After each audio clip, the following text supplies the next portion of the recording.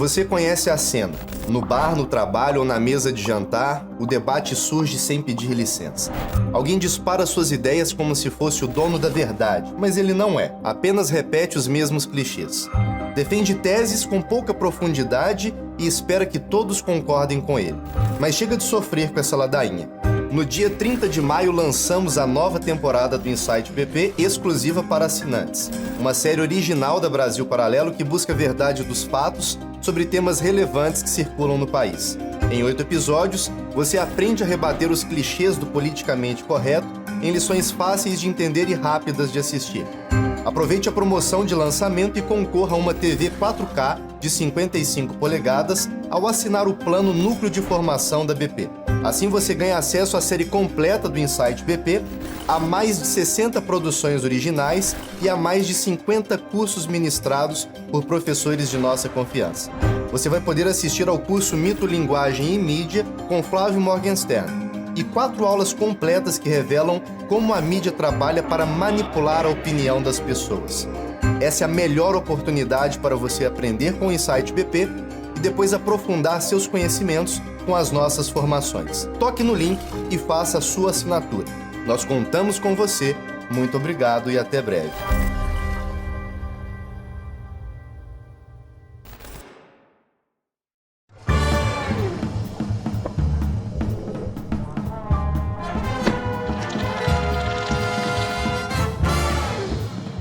Começa mais um Conversa Paralela, o seu podcast favorito da Brasil Paralelo. Estou aqui com uma pessoa muito inusitada, né? Hoje, essa pessoa que nunca esteve aqui antes comigo. Uma pessoa muito diferente. Pela primeira vez na história desse podcast. Na história deste podcast, Arthur Morrison, meu querido amigo. Um prazer estar aqui. Boa noite, Lara Brenner. E a gente veio combinando de verde aqui, sim, né? Em homenagem ao nosso convidado, inclusive. Olha só. Que é ninguém menos que Richard Rasmussen. Seja muito bem-vindo. Me sinto assim. Ele é biólogo, aventureiro e naturalista, de acordo com a própria autodefinição, né, ali no Instagram. Mas também é economista, é youtuber, tem baita redes sociais aí espalhadas, né? E fala muito sobre a biologia de maneira geral, o seu amor pela biologia, mostra ali os animais, essa dinâmica e tudo mais. Que prazer poder conversar com você, Richard, personalidade ilustre. Obrigado pelo convite, que bom estamos aqui. O prazer é todo nosso. Ó, pessoal, para aí, antes da gente continuar esse papo, que eu sei que vocês estão cheios de curiosidade, né, para saber histórias aqui do Richard, mas eu quero aproveitar para avisar vocês que o Entre Lobos está chegando. E o que é o Entre Lobos? O Entre Lobos é o nosso documentário inédito sobre um dos grandes problemas que assolam o Brasil, que é o problema da segurança pública, né? Então a gente vai trazer toda uma investigação sobre a segurança pública no Brasil e eu espero contar com a participação e a audiência de todos vocês. Então é só clicar no link que está na descrição desse vídeo, um documentário que vai ser, ainda esse ano vai ser lançado e a gente está quase um ano produzindo, a expectativa está muito alta. Então clica na descrição do vídeo ou acessa entrelobos.com.br. Richard, você hoje está ocupando o posto, a gente está falando de título, né? De embaixador do ecoturismo. E eu queria começar perguntando para você a respeito desse título. O que é o embaixador do ecoturismo? Que funções você desempenha ali? Como você vê hoje a recepção desse título? A gente falava agora porque é uma coisa honrosa, né? Ah, não, eu acho. E assim, ela é devida, assim... eu me sinto honrado e merecedor de um título como esse, né, com toda a humildade possível. Porque eu conheço o Brasil como poucas pessoas conhecem. Né? Eu estou há 20 anos gravando, eu tenho há 20 anos programas de televisão. Eu já estive em todas as emissoras que vocês podem falar aqui, todas abertas, todas, com menos a Gazeta, mas todas abertas. A última foi a TV Cultura. Tive em TV Futura, tive em que é Globo, tive em todas. Record, SBT, teve 10 anos entre Record, SBT, NetGeo, Discovery Channel. A gente ainda está no NetGeo, ainda estou na Animal Planet, na Discovery Channel. Então, eu sempre priorizei o Brasil. Eu já fiz muita coisa fora também, mas o Brasil, eu estou na minha 3ª vez dando a volta ao Brasil. Então, eu já dei 2 vezes volta ao Brasil. É claro que se você falar, tem uma cidadezinha na Paraíba que talvez eu não tenha ido e aquele cara conhece lá porque vive lá, não sei. Mas como um generalista, de forma generalista, poucas pessoas assim conhecem o Brasil como eu conheço. E eu recebi esse convite do presidente Jair Bolsonaro e recebi ele muito bem. Fui até lá. Na verdade, foi meio de surpresa, porque eu fui para lá no Ministério do Turismo e acabei num almoço com o presidente. Mas recebi esse convite com muita satisfação, né? E você recebeu críticas? Sim, a gente... nós estamos... Nesse momento, ninguém lembrou, eu já fui convidado pela Dilma para fazer um speech no Dia do Meio Ambiente, no Congresso Nacional, fazer abertura no Dia do Meio Ambiente. Era governo PT. E até aí... Mas as pessoas esqueceram disso. Mas a gente está num momento muito polarizado, né? E independente disso, porque eu sou sempre pelo nosso país, em primeiro lugar, né? Você, quem está dirigindo nosso país, não pode parar diálogos, né, num país porque você não concorda com aquele. É justamente aí que você tem que dialogar mais, né? Eu acho que o grande problema nosso aqui é você discordar, você não vivenciar. Eu não preciso viver alguma coisa para concordar com aquilo. A gente acha que depois a gente vai ter nos desenrolar quando a gente entrou, eu vou me explicar melhor o que eu quero dizer com isso, né? Mas nem sempre você precisa concordar com certas coisas para você. Então para você não serve, mas eu não aceito que exista. Isso é uma grandeza muito grande. Mas depois eu vou fazer exemplos mais práticos. Recebi, infelizmente, esse título ele não teve uma consequência um pouco maior. Eu até fiz um papelzinho, eu fiquei feliz de receber esse título, né? E aí eu fui no Ministério do Turismo e elenquei, assim, 20 coisas que a gente poderia fazer no Brasil para melhorar o turismo e que são coisas simples e que já iam implementar grandes mudanças. Mas acabou não andando muito, aí eu também tenho mais o que fazer. Minha vida. Você falou que, a Lara comentou aqui, né, que você é formado em economia. E quando a gente olha para o que você é hoje, para o seu trabalho e tal, e a gente pensa em economia, cara, não tem nada a ver uma coisa assim com a outra, assim. Como é que saiu de economia para a vida selvagem, assim? Deu uma hora que você falou, cara, tô aqui no meio dessa empresa, sentado nessa cadeira, que eu não quero mais isso, eu quero caçar jacaré, sei lá. A selva. Qual que é dessa ideia aí? Isso veio meio em paralelo, né? Especialmente porque quando eu fiz minha decisão de viver de outra profissão, eu já estava casado, com filhos, então isso demanda um pouco de planejamento. Você não fala assim, agora eu vou para lá. Você tem quantos filhos? Tenho 2 já, um menino de 27, uma menina, desculpa, de 27, a Isabela. Mas são meninos. Hoje em dia, até 30 anos são meninos. Continuam sendo filhos do papai. E um menino que é especial, que é o Eric, que fez aniversário agora esse final de semana, que tem 26. E aí, eu já em paralelo, eu estudei com 16 anos, eu sou filho de europeus. Meu pai é alemão, minha mãe é italiana. Pai alemão é um cara que te joga na guerra, entendeu? Ele é um cara que... pai alemão é duro, né? Então, 16 anos eu me formei no ensino médio e tinha que prestar uma universidade, né? E aí ele me jogou na profissão dele. Eu queria fazer biologia já naquela época. Ele falou, biólogo? Já. E aí ele foi, eram umas férias na praia, eu tava lá, surfando, eu queria fazer biologia. Ele falou, essa biologia é coisa pra... não vai ganhar dinheiro pra pobre, não vai ganhar dinheiro, você vai ser aquela coisa daquela antiga de que as profissões são aquelas, né? Engenheiro, medicina e economia, essa te garante o sustento tranquilo. E eu não tinha, como o cara, menino, né? 16 anos de idade, vai discutir esse assunto com o pai, vai peitar. Não, eu fui na dele. Fiz na USP, fiz contabilidade e economia, depois fiz um mestrado aí, comecei a trabalhar na área, né? E meu pai foi um economista até bem famoso, microeconomista no Brasil, tem 7, 8 livros publicados, fazia consultoria para grandes empresas brasileiras e tal. E aí ele tinha uma empresa de auditoria, comecei lá como auditorzinho de base, não sei o quê, fui subindo, né? 10 anos, em 10 anos já era sócio da empresa e ganhava muito bem, mas muito mais do que eu ganho hoje. Só que eu era extremamente infeliz. Mas muito infeliz. Para trabalhar de manhã, eu tinha que ser arrancado da minha cama. E não tinha nada de biologia na sua vida? Não, aí paralelamente, aí, né, com o dinheiro, aí eu montei um criador conservacionista, recebi animais de apreensão da Polícia Ambiental, de IBAMA, e isso foi crescendo junto. Você teve essa veia. Né? Eu sempre tive essa veia. Eu queria fazer, eu gostava disso. Meu avô foi muito, teve uma participação disso, porque eu conheci o Pantanal e a Amazônia desde os 10 anos de idade. Ele era pescador 2 vezes por ano, ia para Manaus, ia lá para o Pantanal, ia pescar e me levava junto com a turma dele. Né? Diga-se de passagem que 40 anos atrás a gente tirava tudo do rio, né? Não deixava nada. Eu lembro aqueles varal com todos os peixes pendurados e trazia um monte de peixe, nem sabia para quem dar. Era uma outra época, né? Meu avô depois morreu fazendo pesca, eu levando ele e fazendo pesca e solte, né? Mas era uma outra época, né?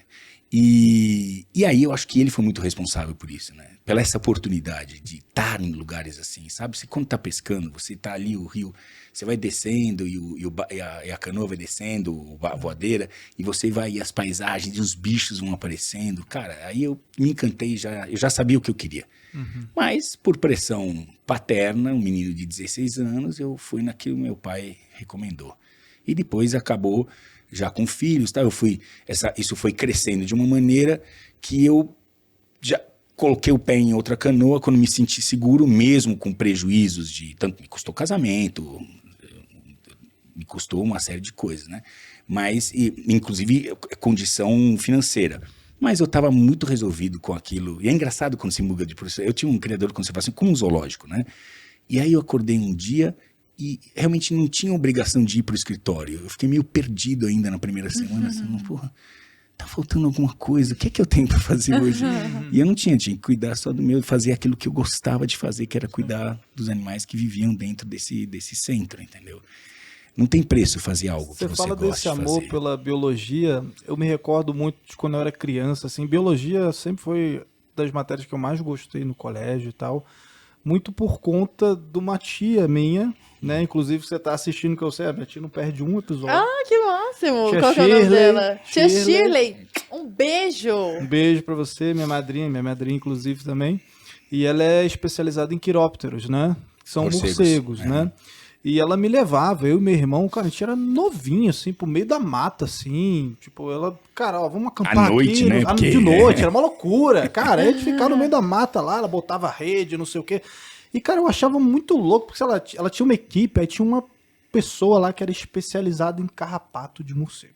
Sabe, um negócio assim, outra cocô de morcego. Cara, a pessoa fica estudando o cocô do bicho, entendeu? Tipo, a vida inteira o negócio. Sabe, o carrapato que ajuda no não sei o quê, e aí descobre que tem uma doença que pode ajudar, e aí faz é uma loucura, sabe? E aí eu me amarrava, cara. Eu achava do cacete. E aí eu gostava muito das matérias, assim, eu tinha professores excelentes, eu estudei no Pedro II, assim, tinha um professor, Marcos Vinícius, nunca esqueço dele, assim, porque... De biologia? De biologia. Desenhava pra cacete. Pô, fazia umas coisas loucas. Eu também tive professores bons. E assim, são aqueles professores que marcam, né? Porque você, teve, sei lá, 30 professores durante a vida, 50 professores, você lembra de 2 ou 3, os 3 piores e os 3 melhores, é sempre assim. É isso mesmo. E era do cacete, assim, então eu lembro que eu gostei, tanto que eu sou designer gráfico hoje, mas porque eu sempre gostei de desenhar, essa via mais artística, etc. Só que quando eu fui fazer, na minha primeira graduação, não tinha noção nenhuma do que eu ia fazer, né? Também teve aquela pressão, aquela coisa, eu fui fazer engenharia. Eu estudei na Rural do Rio de Janeiro, e aí eu falei, cara, eu preciso fazer engenharia de alguma coisa, eu fui falar engenharia ambiental, porque tinha mais matéria de biologia, tá entendendo? Então só porque tinha biologia, assim, né? Então é só uma coisa que eu lembrei, assim, eu falei, cara, como é legal essa veia, né? Demais. Inclusive, você falou esse negócio de morcego e eu lembrei daquela história muito surreal sua, Richard, de cortar seu próprio pé pro morcego. Foi legal. Foi muito legal mais aquilo. Legal que eu Como fiz, é que é essa aí? Não, vou deixá-lo contar. Foi a coisa mais legal que eu fiz. Mas eu acho que a gente tem 2 disciplinas que são importantes, a gente deveria ter mais quando a gente tá na escola ainda. Biologia, porque te ensina a se posicionar como ser vivo e dentro do seu planeta, você vai conhecer melhor o seu planeta. Biologia é o estudo da vida, biologia, né? E direito, como cidadão inserido na sociedade. Falta isso um pouco nas escolas. Antes que você faça sua escolha profissional de 3º grau, ter mais biologia e uma matéria de direito que a gente não tem, né? A gente não sabe nossos direitos e até nossos deveres como cidadãos, né? A gente tinha aquelas EIS, nas escolas, enfim. OSPB. O SPB, sumiu isso. Acho que depois na universidade começou, depois veio para a escola, mas falta isso. Eu fui gravar, eu tava na Record, e aí, cara, para cavar uma grana de produção era difícil. E eu queria ir no Mato Grosso, porque entraram em contato com a gente, uma senhora que até eu conheci, era uma produtora rural, ela disse, todo dia a onça pintada come um bezerro meu, um terneiro meu aqui na frente, um bezerro meu aqui na frente da propriedade. Eu falei, pô, eu preciso gravar isso. Consegui, articulei a grana e fomos. O lugar lá era Aripuanã, longe, hein, mano? É pra cima de Alta Floresta, divisa Mato Grosso, Pará ali, Enfim, e fomos. Aí fiquei lá 30 dias gravando. Eu acho que ela tomou férias, a onça pintada. Não apareceu onça pintada nessa fazenda. E eu já tinha passado uma semana, pra quem a onça comia todo dia, depois de uma semana eu comecei a ficar preocupado, falei, o que é que eu vou levar de volta pra Record? Porque eu vendi uma matéria e não tenho, e comecei ali buscar as coisas. Aí eu tô ali deitado dentro do quarto, uma tarde, depois do almoço, olho pra cima e eu vejo 6 morcegos hematófagos, né? Essa é a espécie maior, que é o rotundus, né? Desmodus rotundus, é o maior deles, né? Que não existem na Europa, né? Aquela coisa de Transilvânia, toda balela, não existe, só nas Américas a existem. A chance de eles serem brasileiros é maior. É maior do que ser, pois é. Esse que é o famoso vampiro. É o famoso vampiro, exatamente. E aí, então ali eu olhei pra eles e falei, porra, e se eu fechasse a saída deles daqui do quarto, o que é que eles vão fazer? Será que eles viriam se alimentar? Porque o metabolismo deles é muito acelerado. Eles têm que se alimentar toda noite. Inclusive, eles têm um sistema que se no grupo deles, um deles não se alimenta, um regurgita pro outro. Porque você pensa a especialidade do cara. A gente come alguma coisa. Hoje, você está digerindo alguma coisa que você comeu há 2 dias atrás. Né? O que está aqui dentro é o que você está digerindo, o que já está há 2 dias. Eles, para quê? Para que você separe aquilo que é o mais nutritivo que vai compor o que está no seu sangue. Ele vai ali, foda-se esse processo, ele vai no néctar. Eu acho incrível isso, é uma baita especialidade. Porra, é uma baita adaptação, ele vai no néctar. Depois que você teve todo esse trabalho, ele fala, que obrigado, que legal. Eu vou pegar o melhor do melhor que você tem no teu sangue, que está no teu sangue, e vou ingerir isso. Só que, então o metabolismo é muito rápido, então eles têm que se alimentar toda noite. Eu falei, bom, beleza, vamos fechar tudo aí, o que nós fizemos? Eles vieram dormiam de dia, à noite saíam para caçar, né? Para buscar alimento. Aí a gente fechou durante o dia ali as saídas que tinham.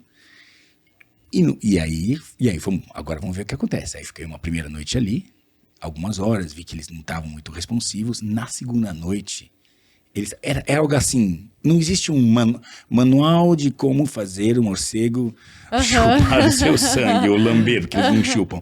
Não existe um manual para isso, né? E a gente desenvolveu um protocolo, praticamente, como fazer isso acontecer. Né? Claro que aí, depois eu teve todo um cuidado em profilaxia, porque tem vírus da raiva mata, né? Ela mata, é agressivo, muito agressivo. Então você tem que ter a vacina, né? Você tem que ser vacinado para a raiva, e depois, em caso de ser mordido por um animal que possa, né, ser transmissor, e não é só um morcego, você tem outros animais também, você tem toda uma profilaxia, um cuidado, você tem que tomar um soro, você tem que, enfim, que dói muito mais do que a mordida. Mas é interessante, porque ficamos na segunda noite, eles estavam mais agitados. Aí eu falei, bom, eles precisavam de um estímulo. Eu fiz um pequeno corte no meu calcanhar. Olha que só para ter o cheiro. E quando eles sentiram o cheiro do sangue, cara, ficaram loucos. Modificaram completamente o comportamento. Aí um desceu na cama. O negão tava gravando, atrás, todo coberto. Ele falou, Dom, ele chama de Dom, meu negão. Falou, Dom, não se mexe. O bicho baixou. Aí fiquei ali. Aquelas câmeras night shot. Era só ele e tu? Eu e o negão, sempre. Ele correu da pororoca, sempre ele. Vamos chegar na pororoca, vamos chegar. E aí ele falou, Dom, não se mexe. Aí foi. Aí o bicho chegou, está tudo gravado. Tá, eu vi, foi... Chega perto de você, ele anda assim, ó. Ele anda assim, cara. Aí ele foi cheirando, foi subindo perto do meu joelho, foi dando um arrepio, eu ali. Aí ele foi baixando, ele encontrou onde tinha o sangue, ele meteu o dedo. Ele dá uma mordida e sai que nem essas tampas da tua caneta ou fundinho azul, sai uma carnezinha assim, bem redonda assim. Pá, e aí ele se afasta, aí começa a cair uma gota larga de sangue. Aí ele se aproxima. Não, a mordida... Deu uma doidinha. Deu uma doidinha, é um arrepio, porque você sabe que vai levar. Levar uma mordida que você não tá preparado, levar uma mordida do jacaré quase... Né, levou a minha mão e graças a Deus levou só a ponta do dedo, né? Mas eu não senti, fiquei no osso aqui. Eu não senti porque eu não estava preparado, foi sem querer. A cara do Arthur tá impressionante. Eu tô olhando pro dedo dele. O Arthur tá impressionado. A cara do Arthur tá ótima. Não, e aí... eu não sabia, então assim, eu não tava... Mas se você sabe, se você olha, ele vai te morder, você fica tenso, entendeu? Quando você não sabe o que vai acontecer e acontece, acontece e boa. E aí, então, foi essa matéria que foi muito legal. Foi muito legal. Eu fiz na Record a primeira vez, salvou minha gravação, porque não teve onça, mas teve um morcego hematófago. Mas muito melhor que a onça. Pois é, inclusive isso que você tá falando, dessa necessidade de ter uma pauta ali, é algo até que a gente queria perguntar pra você a respeito dos bastidores. Porque deve rolar uma pressão, né? Porque a pessoa, você é contratado pra fazer um programa, eles desembolsam ali uma quantidade de dinheiro, por exemplo, tava esperando que a onça aparecesse ali pra comer o bezerro, e às vezes, pô, a onça não aparece pra comer o bezerro, e nada ali aparece. Não rola em determinado momento, tipo assim, não, vamos colocar uma onça aqui, ou vamos soltar uma cobra aqui, e aí... porque você fica uma pensando... coisa meio... A gente faz, às vezes faz uso disso. Isso é muito importante saber. Não sou eu... É a televisão em geral. Sim. Todos esses programas de Discovery, Nash Geo. Claro que quando você tem uma... Não dá pra controlar a natureza. Uma vez eu tava fazendo uma matéria, como por exemplo, a onça que estão usando agora na novela, né? Do Pantanal. Sim, da Juma lá? Não é que encontraram a onça passando ali. Era uma onça, uma produção, entendeu? A onça foi produzida ali, foi criada ali pelo Instituto Onça Pintada e foi fazer parte desse casting dessa novela. Um casting, né? Praticamente, tá? Já aconteceu em situações que eu estou querendo mostrar determinado bicho. Eu não tenho essa pressão, tá? Eu não tenho essa pressão na televisão. Por quê? Porque a televisão não conhece o que eu conheço. Então, assim, não é que esse é um caso específico que eu falei tinha onça, mas normalmente eu falo assim, eu vou para... Sempre foi assim, nesses últimos 20 anos, a confiança... Por quê? Porque, na verdade, não é nem questão de confiança, é que os produtores das televisões e dos canais, eles não conhecem o suficiente para poder falar o que eu tenho que fazer. Então, normalmente, eu faço sugestões. Você dá a pauta, né? Sempre foi assim. Eu vou para lá e o que sair dali é o que vai virar programa. Então, às vezes, tinha que transformar insetos em elefantes. Mas depende de como você vê. Eu sou um biólogo, não sou diferente da tua tia, que é uma pesquisadora, que tá ali, que tem, né, que a gente tem que valorizar, porque a ciência no Brasil tem que ser valorizada. E esses pesquisadores estão ali, tomando piscada de insetos, se lascando para trazer a ciência, né? Eu sou um biólogo comunicador. Eu tenho um bacharel. Ela provavelmente deve ter pós-doc. Eu sou um bacharel. Mas eu trabalho em outro segmento, que é educação ambiental. Inclusive, fazendo com que pessoas como a sua tia, pesquisadora como a sua tia, tenham notoriedade midiática. Porque às vezes ela tá dentro da bolha dela, só fala com a bolha dela. Aí o entretenimento é importante ali, porque você traz toda essa bagagem pra galera que não é leiga. Entretenimento com conhecimento. Sim. É isso que a gente... Porque TV é entretenimento. As pessoas, quando chegam em casa, elas não ligam a televisão para aprender, tá? Isso é um sonho numa noite de verão. Não é telecurso segundo grau, tá? As pessoas ligam a televisão para se entreter. É isso. Agora, se você tem um entretenimento com qualidade, que te passa um conteúdo legal, puta, isso é ótimo, tá? Isso a gente tem feito nesses últimos anos, também num processo de aprendizado, né? Porque a gente... foi um processo de aprendizado que demorou para chegar onde eu cheguei agora, assim, do que me dá satisfação de fazer, o que eu gosto de fazer. É uma das razões porque hoje fazer programas para televisão, TV Cultura foi uma exceção, porque é uma TV aberta que tem um viés mais, né, cultural, mas hoje a TV aberta hoje não dá... Ia ter que fazer programas nesse conteúdo para a internet é difícil, cara. A gente muda, não existe mais a curva dramática, né? Nadio foi assim o pico para mim, foi, sabe, porque eu demorava 3 semanas para fazer um programa de 1 hora. Era o Mundo Selvagem, né? Teve um Mundo Selvagem, teve vários, né? Porque teve África, depois teve Américas, era uma delícia, porque tinha uma curva dramática. Era um programa de 1 hora, eu demorava 3 semanas para captar um programa de 1 hora. É um outro nível, né, cara? Nossa. Então, que você fica aquele tempo todo esperando alguma coisa acontecer, né? Faz isso na internet. O cara pega o cursor, vai, vou pra lá.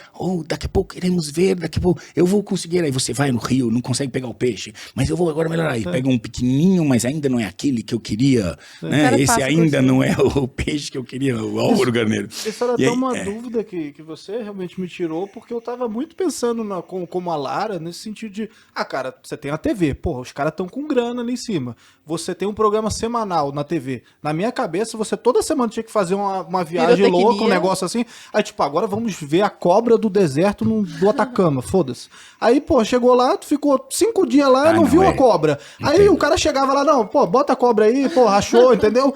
Porque tem que ter a pauta da parada, senão tu não tem o que apresentar no domingo à noite, entendeu? Aí são duas coisas. E aí eu vou contar uma história curiosa que eu acho que é legal pra gente situar.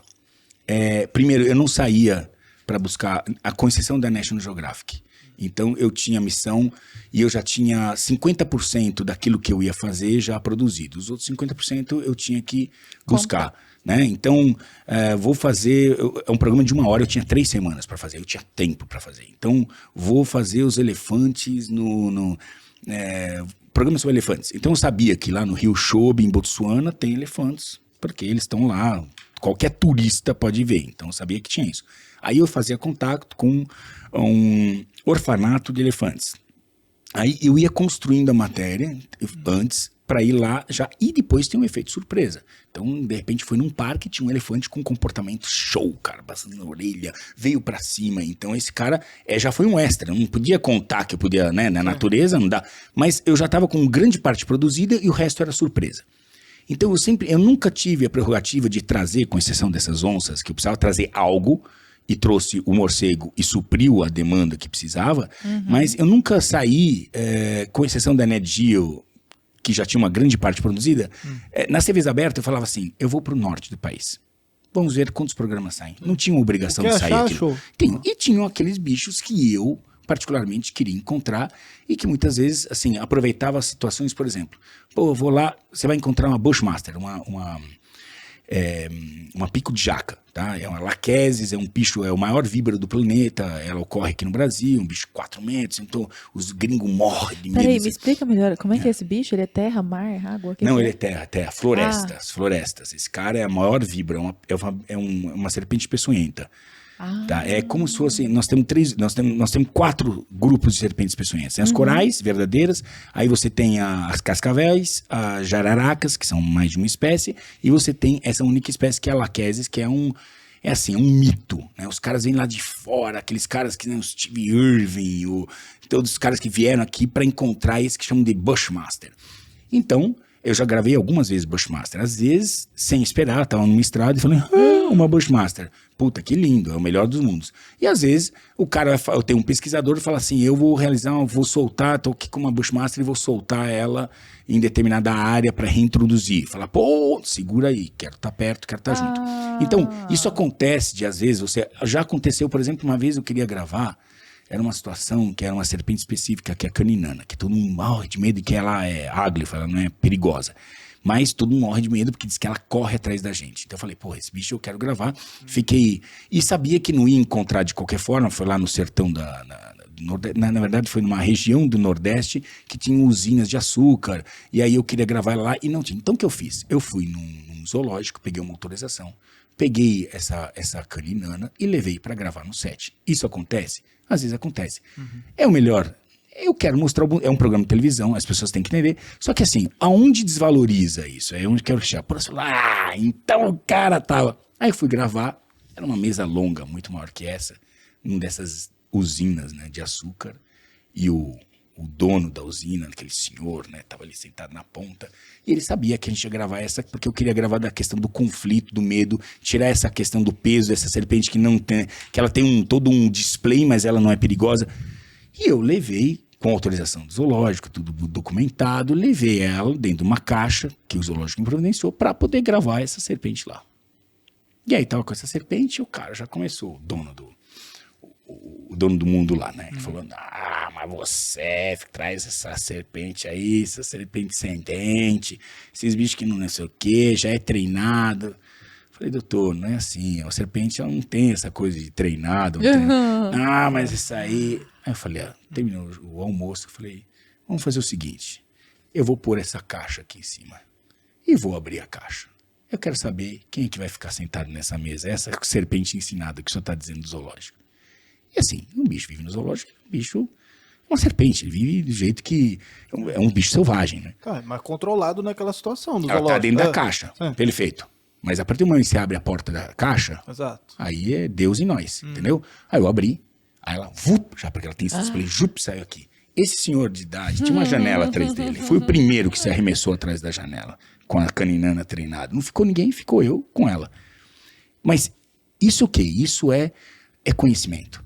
Isso que eu falo, as pessoas, o Richard, claro que eu me aproveito. O bicho para mim é uma ferramenta para eu poder fazer com que as pessoas prestem atenção em mim. Eu uso o bicho como ferramenta. Sim. Quando eu tô com uma cascavel, se puserem uma cascavel aqui na mesa, eu sei o que vai acontecer. Vocês não vão ficar aqui, mas eu vou ficar sentado aqui, a uma distância segura, sabendo o comportamento dela e que ela pode fazer, que ela não vai sair voando no meu pescoço. Você não sabe como é o bote dela, como ela funciona, como ela vai se comportar com vocês, mas eu a vida inteira eu faço isso. Então, eu olho, eu não sei tocar piano, mas eu sei de comportamento animal. Então, eu tô aqui, a serpente tá aqui, eu vou ficar de um olho nela e vou ficar de boa, entendeu?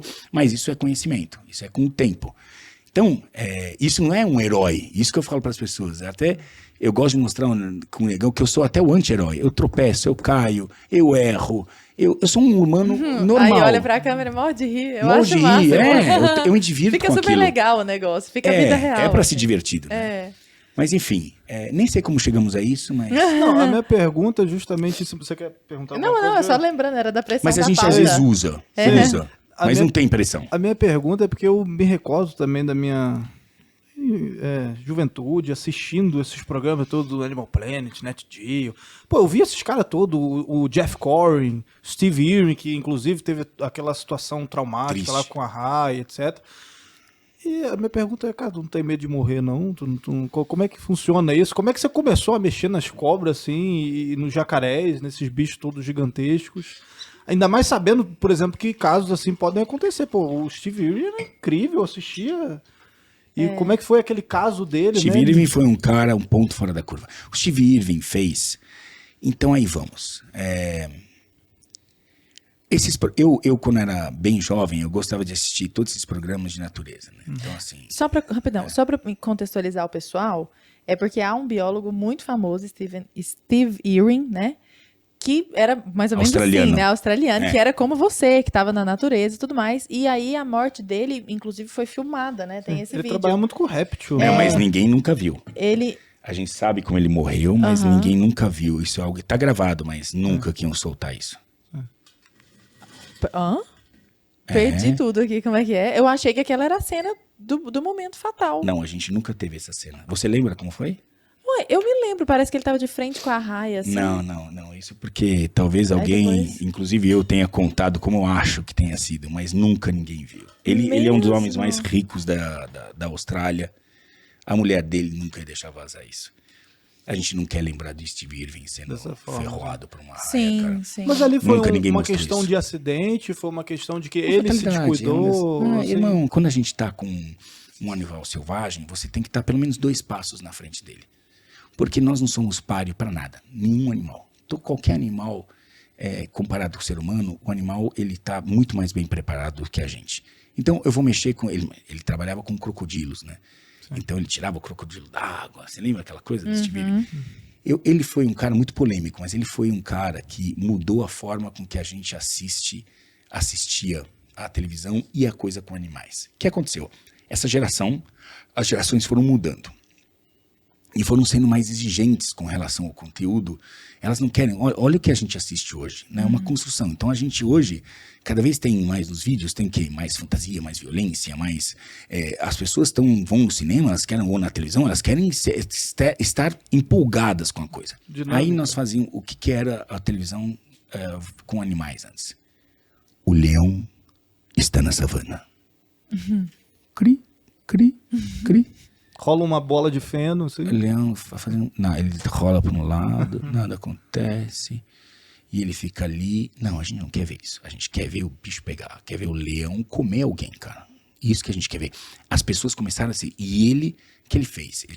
Ele se colocou um interlocutor que representa nós, seres humanos, numa situação que fala assim, porra, esse leão, a qualquer momento, pode me atacar. E de fato, ele tá em frente do leão. Aí todo mundo fica assim, ó. Sim. E aí é a ferramenta que você tem que usar para poder se comunicar. Porque esse é um momento que você tem atenção. Lembrando que televisão é entretenimento em primeiro lugar. Então o que a gente faz? A gente usa aquele momento em que você está falando daquele animal em uma situação de perigo para captar a atenção das pessoas para que você passe a mensagem que você quer passar.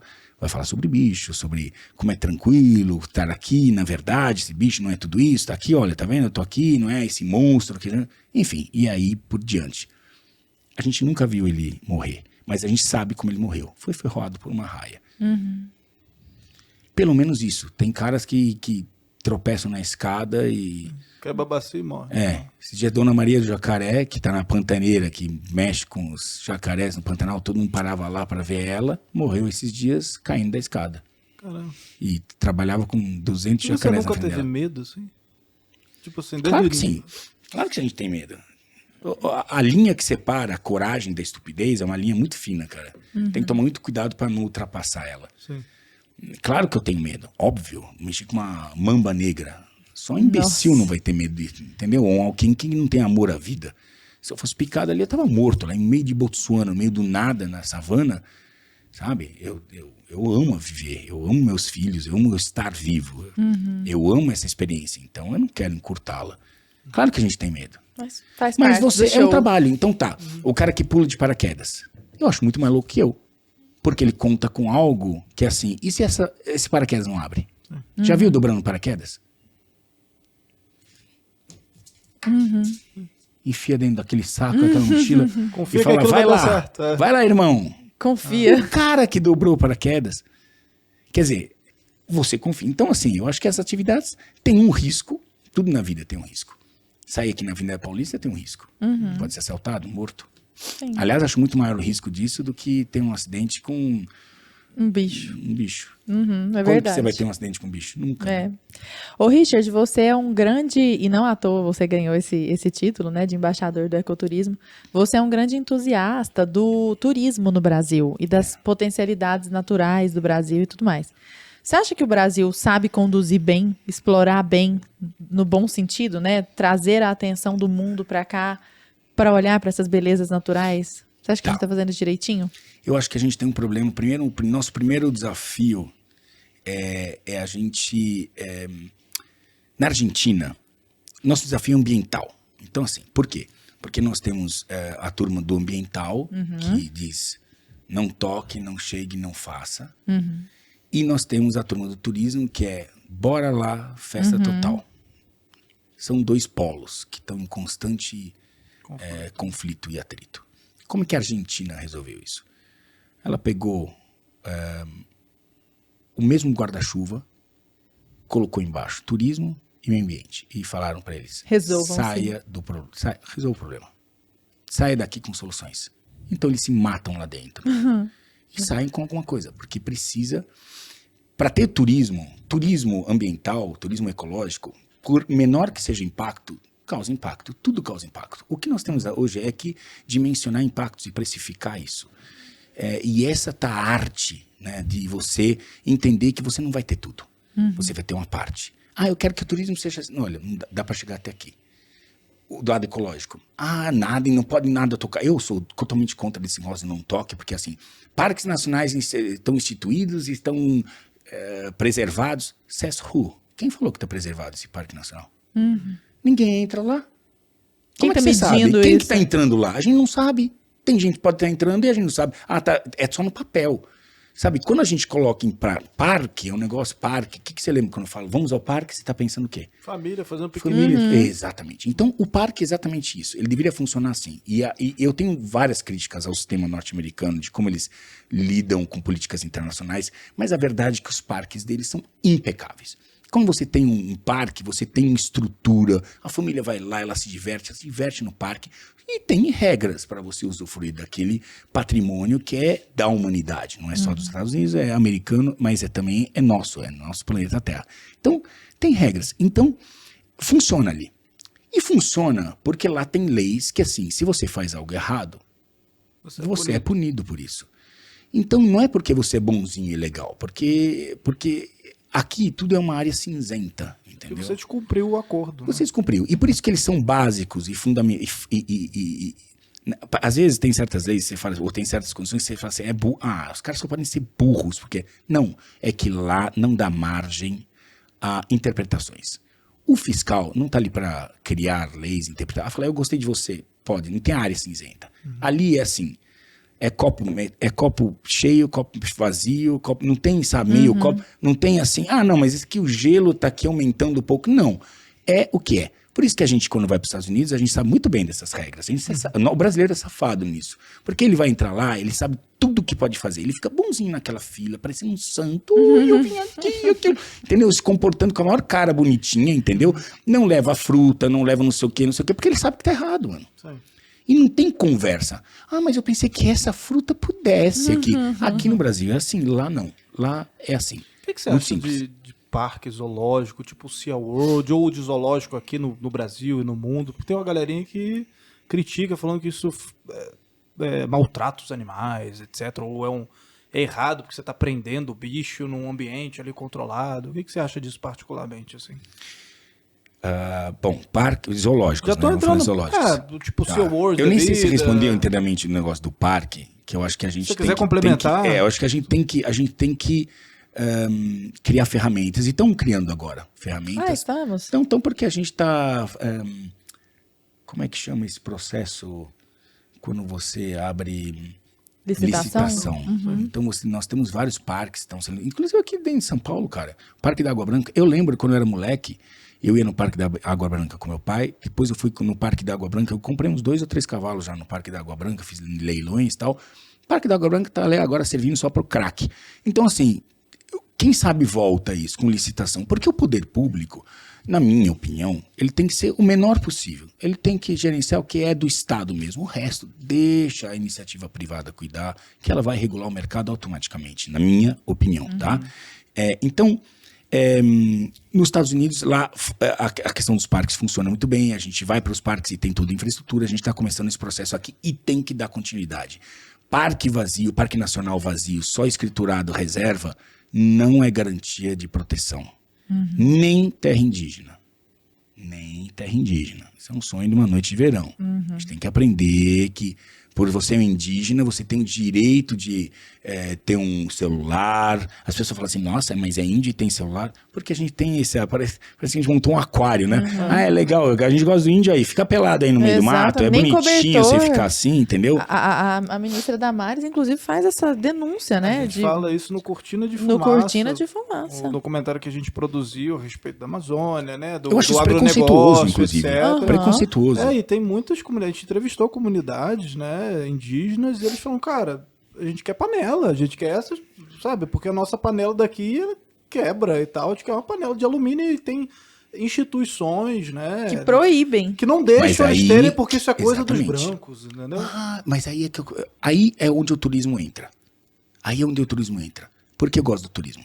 Porque o turismo leva as pessoas para lugares para você conhecer o diferente.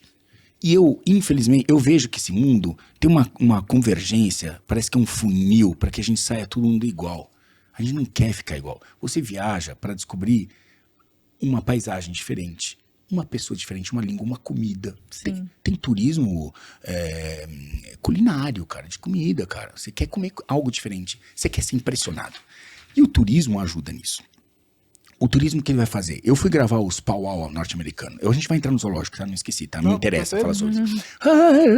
Os caras lá no Arizona. Legal pra caralho, passei 6 meses lá. Fiz Costa Leste, Oeste, Texas, até o Alasca. Caiu um avião meu no Alasca. Tá louco isso. Caiu dentro da Baía do Alasca com um hidroavião. Louco. Umas viagens muito doidas, cara. E aí, fomos lá gravar o powwow. O cara terminou, falava a língua. Eu não entendi. Ele não falava inglês, falava com o pessoal dele na língua nativa, fizeram a dança toda costumeira, com tudo não sei o que, ele terminou. Ele meteu a calça jeans, o chefe, botou o chapelão dele, pegou o Ford dele e foi cuidar das coisas dele, do gado dele, não sei o que. Isso é dignidade. Eu vejo que a gente faz, sabe como faziam no Nordeste, quando não tinha água, e aí cada poço, cada caminhão, pipa, valia, não sei, votos e não sei o quê. Eu vejo muito similar a isso com o indígena, entendeu? Inclusive das lideranças, algumas lideranças indígenas que controlam. Sim. Porque é gente como a gente. Gente, né? Porque o índio... Eu lembro que eu gravei com o Cinta Larga uma vez, eu tava ali, e aí tinha o Zé Cinta Larga, o nome popular. E ele cuidava da gente. Sempre tem alguém... Eu gravo muito em terra indígena. E adoro, acho, porque tem uma base muito boa de aprendizado ali, sabe? De verdade, sabe? E aí o Zé, eu levo Coca-Cola pro Negão. O Negão adora tomar Coca-Cola e ele tá sempre... onde eu tô, na merda, ele tá junto comigo. Então, ele gosta de tomar Coca-Cola, eu levo litros de Coca-Cola dentro da geladeira, não sei o quê. Aí o Zé escutava a Coca-Cola abrindo e já vinha ali. Coca-Cola gelada. Aí eu falei, uma hora você vai acabar com essa Coca, glu, glu, glu, glu. Falei, Zé, você é índio Cinta Larga, você tem que tomar água do rio. Ele falou, não, o branco ensinou, índio gosta de Coca-Cola e Toyota. Agora eu te pergunto, ele tá errado? Ele não tá errado. Não, e sou eu que vou falar que ele tá errado? Quem é você? Você não tá no seu lugar de fala. Exato. Você não tá no seu lugar de fala. Aí entendeu? É um argumento bravo. Você não tá no seu lugar de fala, entendeu? Enfim, eles têm que saber o que fazem. Voltando aos zoológicos. Sim. Eu acho que o zoológico é uma instituição importante e fundamental, porque ela leva entretenimento com conhecimento. É isso. Tudo na vida tem um preço. Tudo na vida tem um preço. E a gente tem que entender o preço que a gente paga. A ciência mesmo tem um preço. A ciência mata 200 indivíduos de uma única espécie para estudar um fenótipo, um genótipo. A gente aceita? Aceita. São 200 caras que eles matam, formalizam para estudar aquele bicho. Para estudar uma onça pintada, você tem que derrubar a onça pintada, meter um cachorro eventualmente dela para conseguir fazer com que ela suba na árvore, dar um tiro de coisa dela descer, para depois colocar uma coleira. É um preço que a gente paga por nome da ciência. Tudo tem um preço. Então, a ciência também... ela tem a sua pegada. Tudo na vida tem a sua pegada. E eu entendo que ela pode ser...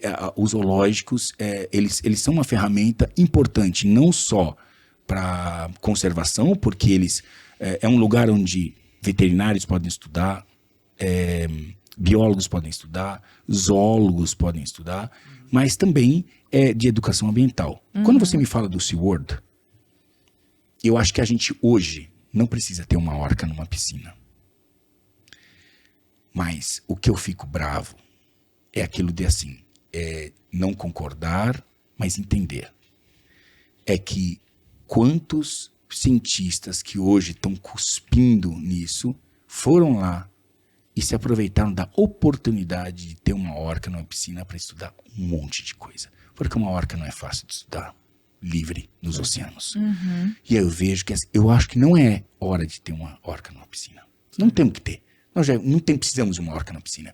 Não precisamos mais reproduzir orca em piscinas, não precisamos mais ter orcas em piscinas para fazer um show. Não acho que seja necessário. Mas eu vejo um outro lado que muitos cientistas se aproveitou dessa orca na piscina para conhecer, para ver uma orca nascer. Que nunca seria em outra oportunidade. Você está fazendo análise completa. Análise completa.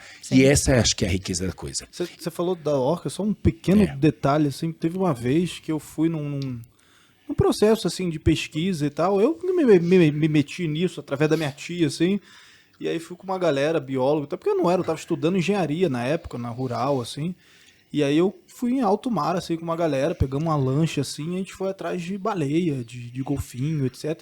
Cara, quantas horas a gente ficava chacoalhando o negócio só pra fotografar a barbatana do bicho, assim. E aí, tipo, pelo design da barbatana, eles conseguiam identificar qual era aquela baleia, qual era aquele golfinho ali. Tinha muito golfinho, né?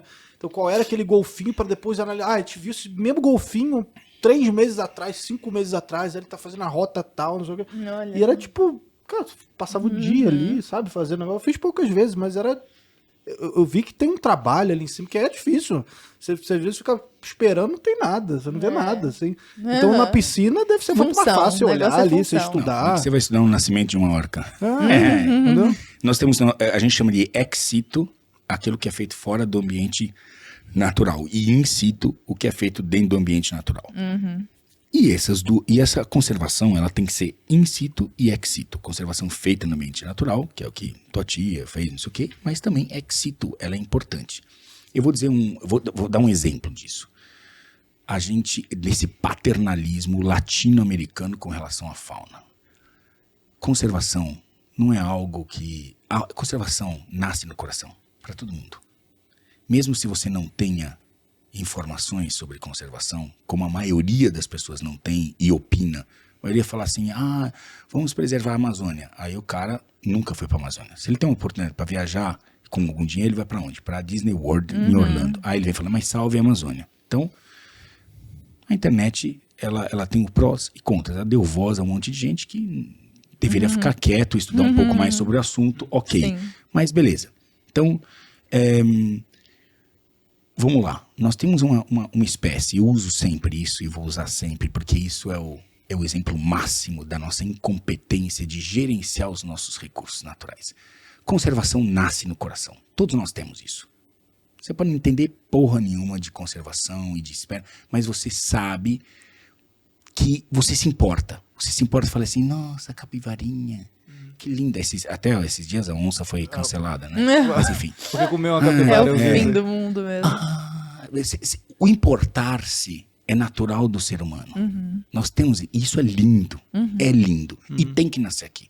Mas conservação, ela nasce aqui. Ela passa por aqui, por um processo lógico de planejamento. E ela termina no bolso. Custa dinheiro fazer conservação. E você tem que usar as ferramentas que você tem. E assim, conservação não é exatamente o que você... Ela não é o gostar, o amar. Ela nasce ali, mas aí você... Às vezes, conservação é cruel. Essa é a verdade. Conservação é cruel. Você mata 200 caras para fazer um taxon, descrever uma determinada espécie animal. Porra, a gente nem sabe como os bichos transam, a gente já tá matando, botando eles no formal. O importante é descrever aquela espécie. É importante. Mas, então eu quero dizer, tudo tem um impacto. Aí nós tínhamos uma espécie aqui, porque agora vai voltar, mas Cenopsita spix é uma arara azul que só existe em um único bioma brasileiro, chamado Caatinga. Não existe em outro lugar, só existe ali. E os números foram diminuindo. Ninguém fez nada. Os caras que eram responsáveis no meio ambiente sentaram em cima desse negócio, viram os números desaparecendo e ficaram sentados, até ter um único exemplar na natureza. E tinha um outro exemplar de outra arara, que era da mesma espécie, em cativeiro. Fizeram o quê? Ao invés de pegar essa, é cômico se não fosse verdade. Ao invés de pegar essa Cenopsita spix e trazer para cativeiro e fazer um programa de reprodução que já devia ter sido feito quando tinham mais exemplares, eles pegaram essa e soltaram na esperança dela. Pelo amor de Deus. Achar a outra lá, tipo... Parece, pelo amor de Deus. E você não conhece, você não é especialista em conservação. Eu sou um imbecil, mas eu já vejo exatamente, que é retardado. Assim, o argumento. Sabe qual foi o argumento? Qual? Por que vão soltar se não vai trazer? Porque só tem uma na natureza. Justamente por isso, seu idiota. Porque você tem que pegar essa única que tá na natureza e trazer para dentro. Né? Então o que deu o final disso? Não, vamos chegar lá. Mas isso faz com que quem cuide disso e trate, porque hoje, para fazer um concurso, a gente tem uma leva de pessoas que fazem concursos públicos e entram nesses cargos hoje, que são cargos importantes. Tem alguns aqui que são importantíssimos. Aí o cara é, por exemplo, vegano. Ele é vegano, ele tem aquele posicionamento da vida dele. Eu não tenho nada contra veganos. Mas quando você tem um vegano, que é quase uma religião, e eu admiro a força de vontade que o cara tem. Quando é de verdade, né? Não quando é pra simpatizar e levantar bandeira só pra ganhar like, né? E que eu acho que é uma luta que é válida, porque pressiona. Alguns extremos pressionam a nossa sociedade para que ela possa sair de um canto e vir um pouco mais pro meio, na minha opinião. Entendeu? Elas acabam ajudando a gente a melhorar certas coisas. O veganismo, ela ajuda a gente a ter mais cuidado com os animais. A gente não pode tratar os animais de qualquer jeito. Pô, tem que ter... Sabe, o judeu faz muito isso. É o respeito pelo animal que está te servindo. Aquele cordeiro, aquela vaca que está dando a sua vida para você. No mínimo tem que ter algum respeito. Que ela viva, ela vai servir para isso? para alimentar, mas que ela viva numa situação confortável enquanto ela presta aquele serviço pra gente. Porque hoje em dia a gente não caça mais. Seria uma outra opção, porque dá uma faca para cada um e vê quem consegue sobreviver. Certo? Não seria? Vamos pegar uma faca, vamos ver quem sobrevive, né? E busca seu alimento. Nós sistematizamos a produção para que ela pudesse alimentar as pessoas que vivem nesse planeta. Ninguém aqui se alimenta de fotossíntese. E você tem várias opções. Então, eu acho que o veganismo, ele é uma pressão. Só que aqui, quando você tem um cara que tem essa força motriz, esse pensamento que é difícil e que é quase religioso, e entra dentro de um sistema, e presta um concurso, e entra num sistema onde ele tem que controlar o meio ambiente, eu acho que é mais forte que ele. Ele limita essa condição, né? E isso acaba atrapalhando nas decisões dele do dia a dia. Tá? E a gente tem uma turma hoje muito forte, que dessa turma mais radical, veterinários que não querem estudar a fisiologia de grandes animais. Não quero isso na minha faculdade. Porque eu não quero. Não é porque eu não quero. Porque estudar grandes animais são animais de produção. Eu não quero, eu sou contra. Eu sou contra a produção de animais. Os animais não estão aqui para servir. Então, ele estuda cachorro e gato, porque vai trabalhar para uma ONG, mas ele não estuda animais de produção, porque ele fala, eu não quero trabalhar fisiologia de animais de produção, porque eu sou contra, eu sou vegano, não sei o quê. E o pior é que as faculdades estão começando a baixar a cabeça para isso. E permitindo que o cara se forme sem ser um veterinário de verdade, cara. Né?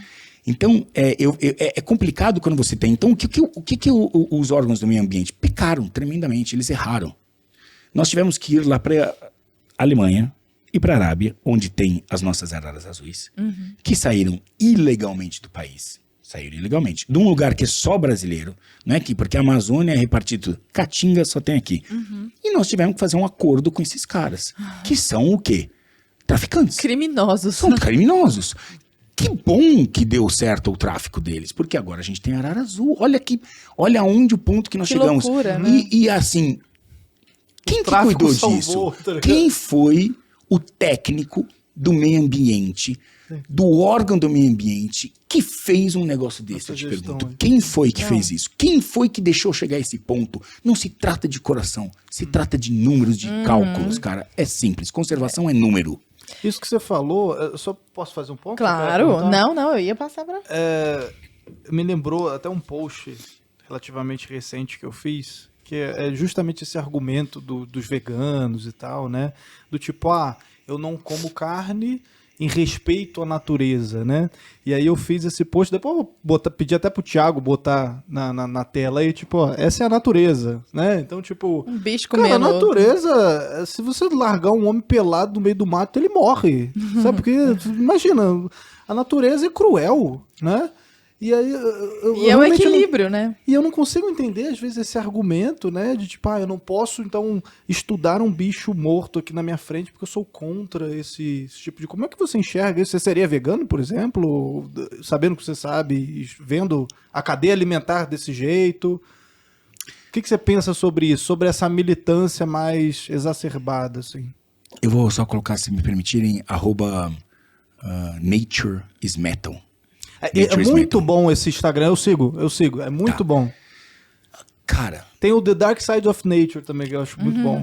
Tem vários pilares que sustentam uma decisão como essa. Eu não tô no meu lugar de fala, porque eu não sou vegano. Mas eu posso ser um candidato a vegano, então vou fazer de conta que eu tô no meu lugar de fala. Porque eu tenho que tomar... Eu não tô no meu lugar de fala de nada, né, cara? Se pensar.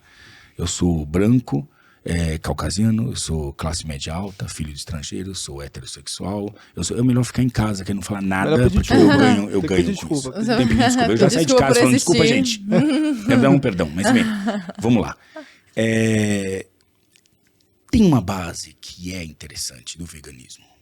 O problema do veganismo, assim, você tem veganos e veganos. Então você tem um veganismo, eles adoram, porque todo lugar que eu vou eu falo disso, porque é um exemplo tão fácil de usar,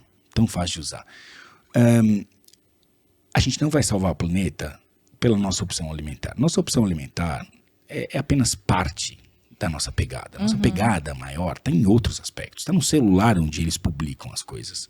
Começa assim, vai viver numa caverna. E aí, se você for viver numa caverna, abrir mão né?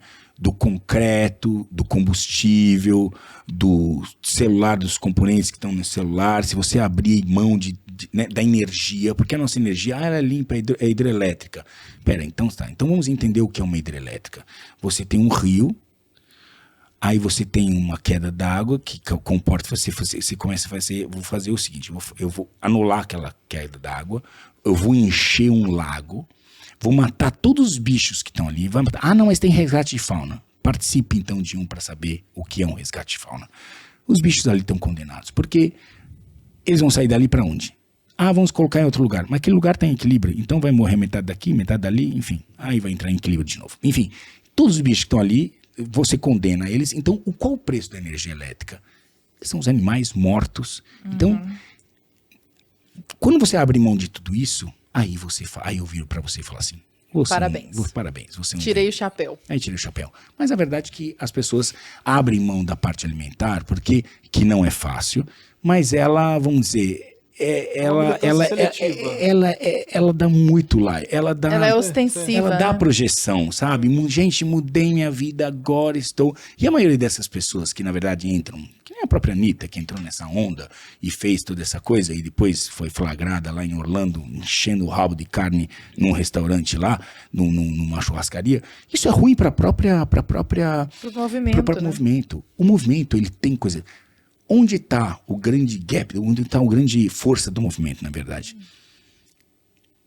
É difícil pensar que assim, outra vida, tem que pagar, ela tem que pagar para você viver. Você tem que, outra vida tem que deixar de existir ou foi criada somente para que você pudesse existir. Isso é algo difícil. E eu já pensei nisso muitas vezes. Mas a planta é outra vida também. Não, eu entendi, eu tô mas é o argumento. Você tá estranho assim, mas... Sei. Tá, a questão do sofrimento, entendi. Mas quando a gente entra nisso, é engraçado, né? Porque a gente tem 5 classes de vertebrados, né? E a gente tem os peixes, que são o primórdio dos vertebrados, e a gente tem os mamíferos. Ninguém muito se incomoda com peixe. Assim, eu acho bonitinho você defender os peixes. Ele abraça os peixes e fala, cara, eu tenho uma admiração pelos peixes. Com os peixes, cara. São vida, pô. Sabe, é vida igual, cara, você pensar, cara, entendeu? É que tudo que é muito parecido com a gente tem pelo e é mais próximo, a gente tem uma coisa mais sentimental, né? Mas é algo difícil. Eu mesmo já... Não porque por pressão ou nada, porque eu acredito... Conservação se faz em escala. Eu vejo essas pessoas nessa conversa, eu vejo assim, que a maçã orgânica, que custa R$10 e que o cara aqui da Augusta tem sistemas que hipster, ele desce, entendeu? E vai comprar a maçã orgânica de R$10, ele vai falar, agora estou salvando o planeta. Estou comendo uma maçã de R$10. Mano, o cara quer encher o bucho na favela, cara. Ele não quer preocupado, ele não quer essa maçã. Ele quer viver, pagar as contas dele, conseguir sobreviver. E se um dia nós tivermos a maçã orgânica em uma forma de escala que ela custe 50 centavos, show, nós vamos chegar lá. Mas enquanto isso, companheiro... Tá descolado da realidade, é uma noite, né? Sonho de uma noite de verão. Sonho de uma noite de verão, é isso. A galera conta os agrotóxicos, que, pô... Nós estamos lembrando muito com agrotóxicos. Hoje nós temos aqui eu participo de diversos grupos, né? E aí nós estamos evoluindo muito com a questão de agrotóxicos, cara. Tem um grupo no Brasil que agora eles vão xingar essa oportunidade de falar deles, mas... que são um grupo que estuda os próprios minerais da terra, usando eles como agrotóxicos, na verdade, como defensivos. Vamos tirar essa música, agrotóxicos como defensivos agrícolas. Não dá para você fazer agricultura em escala sem defensivos, tá? Não existe isso, não existe. Agora, a gente tem que hoje estudar defensivos que sejam menos nocivos para... E ó, lembrando que o Entre Lobos está chegando, né, um documentário sobre segurança pública no Brasil, uma investigação inédita que a gente está fazendo há quase um ano. A expectativa está alta, o tema é quente. Então eu peço para você, né, contribuir com a sua audiência clicando no link que está na descrição desse vídeo ou acessando entrelobos.com.br. Richard Rasmussen. Eu quero muito ouvir você falar sobre o Projeto Brasil Biomas, mas eu vou guardar isso mais um pouquinho só, porque eu quero treta agora. Vamos tretar? Vamos tretar, bora. vamos tretar. Adoro uma treta.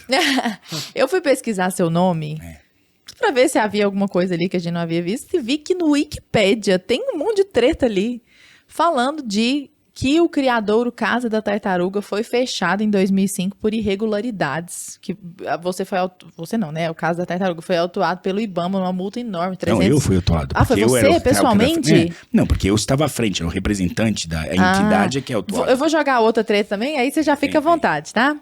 E que você foi acusado isso faz tempo já, né? Por pescadores do Amazonas de abater uma fêmea grávida de boto rosa para forjar uma denúncia. Que rolo é esse, Richard? Parece que isso não tem nada a ver com essas coisas tão legais, esse amor pela natureza que você tem. Acho que aqui tem alguma coisa... Treta. Tá no Wikipédia, mal esclarecida. Tudo isso, tá tudo no Wikipédia. Também. Do boto também. Que raio de conversa foi essa? Eu vou começar pelo boto. O boto foi a coisa mais importante que eu fiz na minha vida. Eu faço parte... ainda hoje, mas naquela época eu era mais atuante, de um grupo de pesquisadores da AMPA, tenho cadeira ainda lá, que a AMPA é o órgão, não sei se é a instituição mais importante hoje na conservação de mamíferos aquáticos da Amazônia. Pertence ao INPA, que é o maior instituto de pesquisas da Amazônia, do mundo, é o INPA. E a gente estava numa campanha para sensibilizar a questão dos Amigos botos. do Peixe Boi, é isso mesmo? Esse é Amigos do Peixe Boi, é AMPA. Amigos do Peixe Boi tinha um projeto boto, eram 4 entidades que estavam reunidas com o mesmo objetivo de diminuir o impacto do uso do boto vermelho ou do boto rosa na pesca da piracatinga. A piracatinga é um peixe que é um pequeno bagre que gosta muito de gordura. Então, o que tem mais gordura dentro do rio? Um mamífero aquático. Então, e aí existe até hoje, mas hoje com a proibição da pesca decorrente do trabalho que foi feito, existe o Amazônida, ele aprendeu. O Amazônida, ele é assim, é um sobrevivente.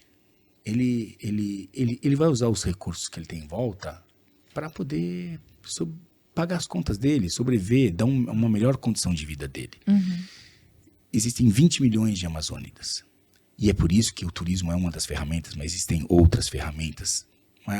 A gente esquece que esse mundo, a gente vive aqui com tudo. Ar-condicionado, tem tudo, mercado em qualquer lugar, tudo lá é complicado. Maçã de R$10. Maçã de R$10, tudo lá é complicado. Aqui é tudo fácil. Mas a gente quer que lá seja um modelo e a gente esquece que, para mim, o modelo de conservação, e isso tem a ver com o Brasil Biomas, não dá para excluir o ser humano. O ser humano faz parte da natureza. As pessoas que vivem ali, e são esses seres humanos, que vivem ali naquele ambiente, é que vão decidir se aquele ambiente vai ficar preservado ou não. Então, você tem os amazônidas lá e querem que eles vivam de fotossíntese. Eles têm o mesmo direito que a gente, cara. Eles querem progredir, todo mundo aqui quer progredir. Você não quer progredir? Você não quer progredir? Eu quero progredir. Por que eles não podem progredir? Então tá, o que eles têm na mão? Quais as ferramentas que eles têm? A gente está dando alguma ferramenta para eles? Só cobrança. Então, só cobrança, exatamente. Então, eles vão se adaptando. Ok, então na época que é do defeso, que é a época que o pescador, os 4 meses, ele não pode, baixa a renda dele, porque o governo dá um defeso. Só que assim, isso é dizer assim, ó, fica quietinho aí, você vai ganhar, agora toma um dinheirinho aqui, fica quietinho aí, e ele não pode viver. Então que ele descobriu que um peixe, que é chamado piracatinga, faz sucesso, especialmente na Colômbia. Então os barcos saem ali, o Rio Negro, o Rio Amazonas é formado por 2 rios, Solimões, que vem do Peru, e o Rio Negro, que vem da Colômbia, junta e é o Amazonas. O Solimões, na origem, que é o Ucayali, lá no Peru, ele é o Rio Amazonas. E o Rio Negro só engrossa o caldo. Você sobe lá no Rio Negro, lá e você tem a Colômbia. E aí, eles... lá na Colômbia, esse peixinho que chamam às vezes de douradinhas, disfarçam o nome, ele é um peixe que as pessoas lá usam, tem demanda. E descobriram que atrai esse peixe? Não é uma pesca assim que você coloca um anzol. Eles têm como currais na frente, atrás das casas de palafitas e eles usam a gordura animal. Pode ser de um jacaré, pode ser de um peixe, mas o que tem mais gordura é o boto. Eles mataram botos, muitos botos. E assim, não sou eu que estou falando. É só ir lá na AMPA pesquisar, você vai ver fotos de barcos com cabeças de botos. Então, e o Amazônia sempre respeitou o boto rosa. Ele tinha até as lendas do boto rosa, sempre respeitou. Mas, a partir do momento que entenderam que aquilo podia trazer recurso financeiro, eles passam por cima. A prioridade é comida na boca do bebê. É TT, é o TT. E lasque-se a cultura amazônica. E a gente começou, através da AMPA, a perceber que os locais que a gente fazia capturas de boto, os botos que eram marcados, a gente começou a não capturar mais esses botos. Todo ano capturava, de repente foram sumindo. Foi um trabalho de 10 anos. Aí chegamos à conclusão que realmente isso estava acabando com os botos e precisava de medidas. Então inflaram botos em Brasília, teve todo um trabalho, teve verbas para poder levantar, né, essa questão e tal. Mas a verdade é que a gente só se importa com alguma coisa quando a gente vê. Você sabe que tem assaltos, você sabe que tem crimes, estupros e tal. Mas quando você vê um estupro, toma um choque de realidade. Você toma um choque de realidade. Você fala assim... Uma coisa eu te falar, porque as palavras elas entram aqui e vão, mas como os olhos veem alguma coisa. Eu fui um dos defensores disso. Falei, gente, enquanto a gente não mostrar um boto morrendo, a gente não vai chegar em lugar nenhum. As pessoas precisam ver. Elas não entendem, elas escutam, mas não entendem, sabe? E aí isso foi crescendo dentro do grupo, um trabalho de 3 anos, até que a gente falou, bom, a gente não podia encomendar a morte de um boto, porque são 4 entidades de pesquisa, não podiam pagar a morte de um boto. Apesar disso ser totalmente factível, qualquer um que fosse com dinheiro para lá e pagasse. Por que você mata o boto? Para pescar a piracatinga. Você usa chunks, pedaços de boto, para trazer dentro desse curral a piracatinga e fecha o curral e vai trazendo a pesca. É incentivado pelos intermediários, tem uma rede complexa, era muito complexo o negócio, com os frigoríficos. O frigorífico já chegava com o peixe já limpo para não ter conteúdo estomacal, para não ter uma pesquisa, porque aí se você tem conteúdo estomacal, você fala assim, deixa eu ver o que é isso aqui, e vê que tem carne de boto, você sabe que está sendo usado para isso. Enfim, e aí chegamos à conclusão, falar assim, bom, tem uma comunidade que tem nós temos um pesquisador lá dentro que tem uma boa comunicação com a comunidade. Eu vou lá e vou conversar com a comunidade. Fui 3 vezes. Foi a primeira vez, conversei. Foi uma segunda vez, conversei. Eu falei, eu quero ver. Eu tava na Etiópia quando isso estourou, cara. Eu tava gravando no NetGeo. Eu perdi meu emprego por causa disso. E foi com... Foda-se. Enfim. Você tava na Etiópia por qual canal? NetGeo. Eu tenho certeza, nunca eles vão falar que eu perdi por isso. Sim. Vieram, estamos mudando, agora é não importa.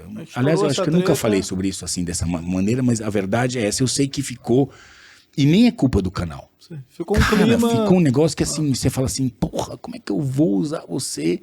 E eu falando, eu não sou um conservacionista de papelão, que tá só na frente da televisão e fazendo o bonitinho. Eu tenho um papel atrás disso que é uma responsabilidade, que se eu posso fazer, como é que eu não vou fazer? Só eu posso fazer isso. Chegar na comunidade e falar, eu preciso mostrar a morte do boto. Eu sei que vocês matam boto.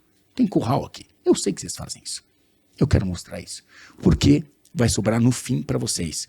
O intermediário, é eles que vêm aqui, eles financiam, eles não sei o quê. Falei, eu sei tudo isso, mas eles vão sair bonito daqui. 1 hora isso vai estourar, e vai estourar na parte mais fraca da corda.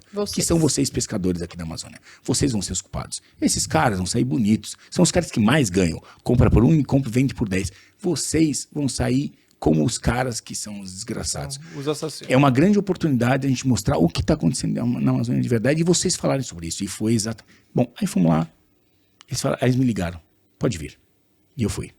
Eu e o Negão, pra variar. Só. E a Coca-Cola do Negão. Ele tomou 27 litros de Coca-Cola dessa vez. Acho que ele tomou até... Ele é pastor, né? Acho que nesse dia ele tomou até uma cachaça. Meu, pra aguentar o que a gente teve que presenciar. Tá, mas isso foi pro ar? O que aconteceu? Então, aí fomos lá e gravamos isso. Com o intuito de pertencer... Ninguém sabia quem foi a gente. Porque era pra ser meio que undercover, entendeu? Sim. Sabe? Nós fomos lá, meio sem ninguém saber. Fomos lá e fomos gravar. E isso não tinha aonde ser encaixado. Isso apenas ia ser um material pra mostrar como é cruel.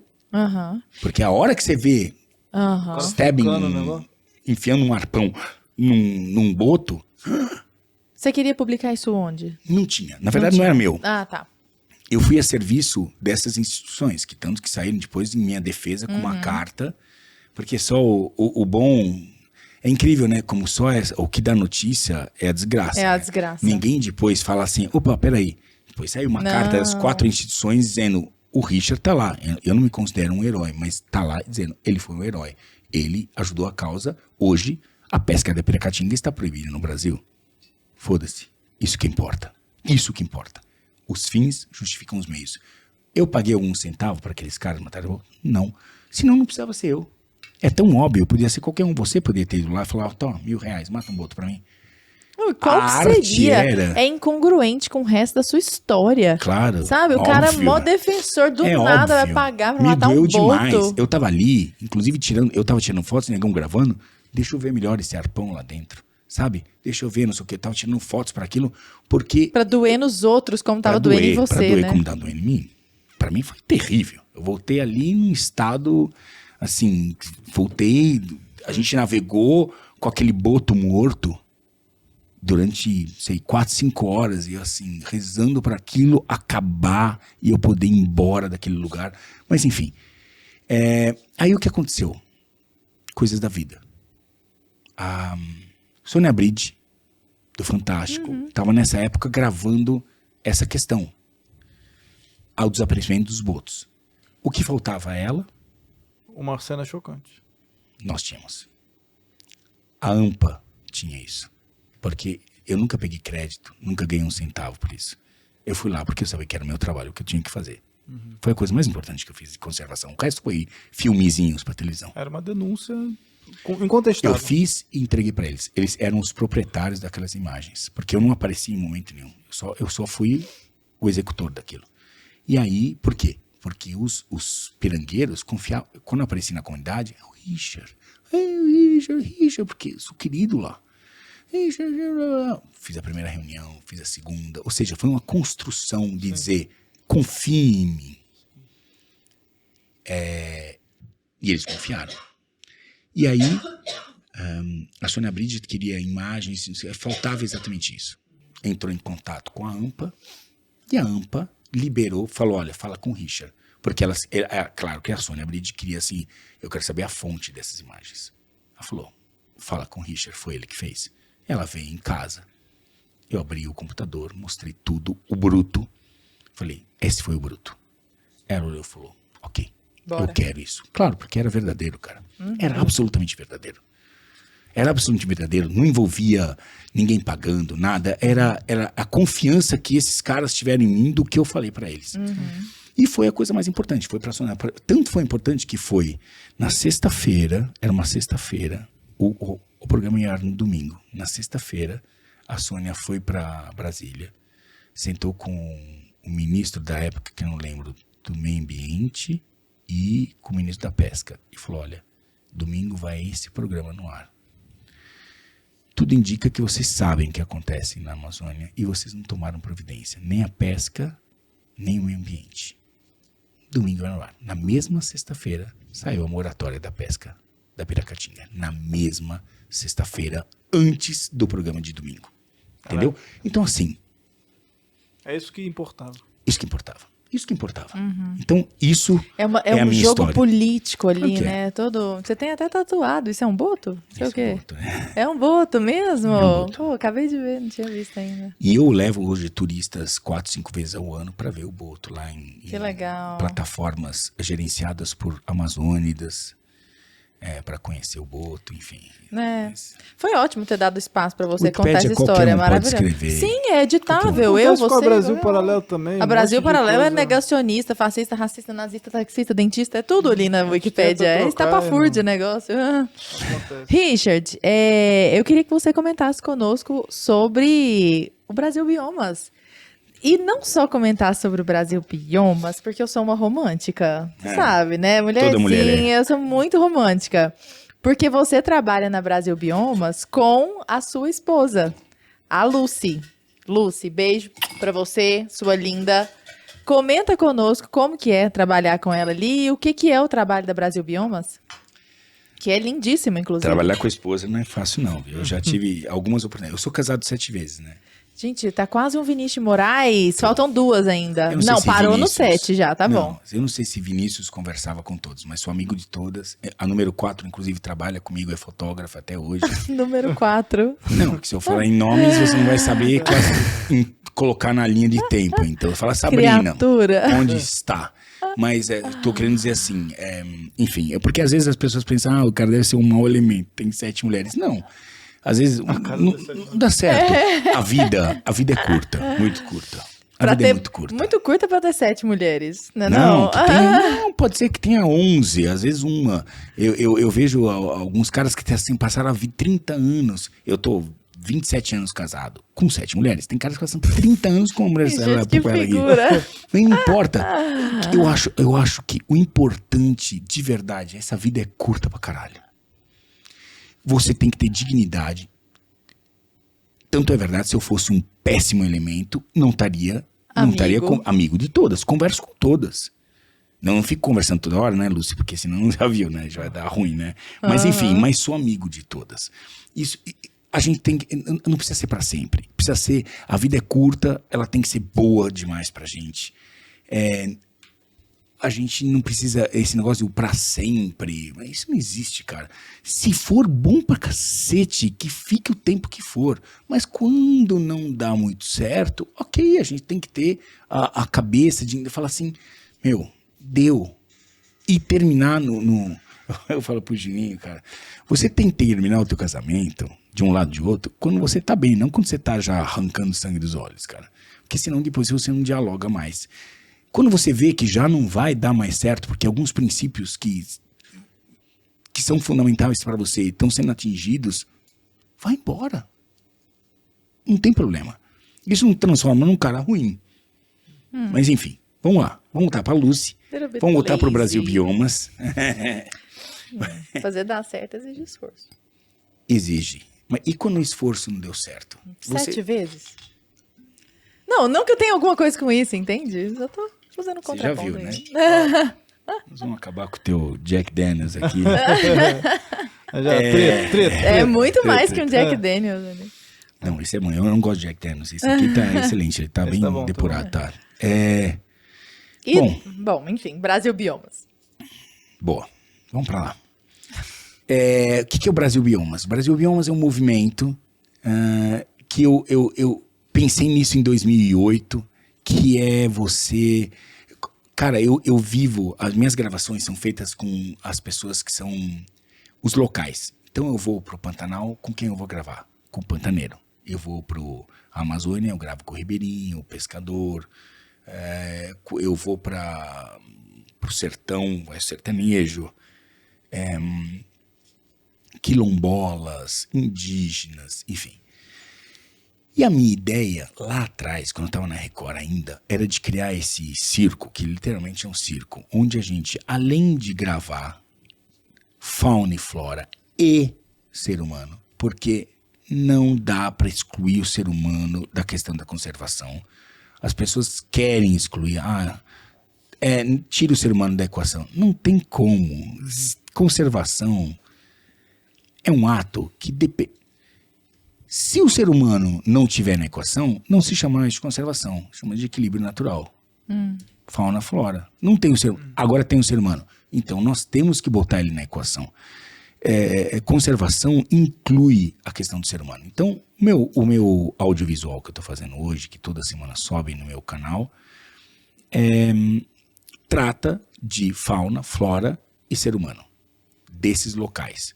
Começou no Pantanal, fiquei 1 ano e meio no Pantanal, agora nós estamos saindo dos Pampas, agora em maio, é a última gravação agora que eu vou agora em maio, e depois eu vou, acho que para o Cerrado, e assim vai, e eu não tenho pressa, porque agora eu não trabalho para uma televisão, eu trabalho para mim mesmo, eu trabalho para a internet. Sim. Então, quando acabar, acaba.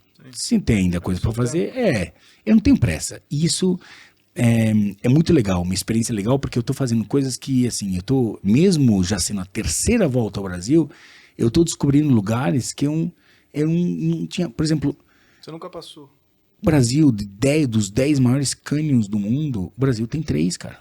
2 estão no Paraná, 1 estão no Rio Grande do Sul. Ninguém sabe, cara. Então, o Brasil, ele tem muitas surpresas.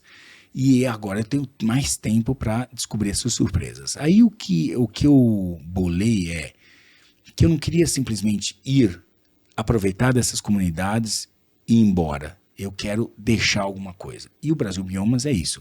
A gente tem um hospital veterinário completo, tem hospital mesmo.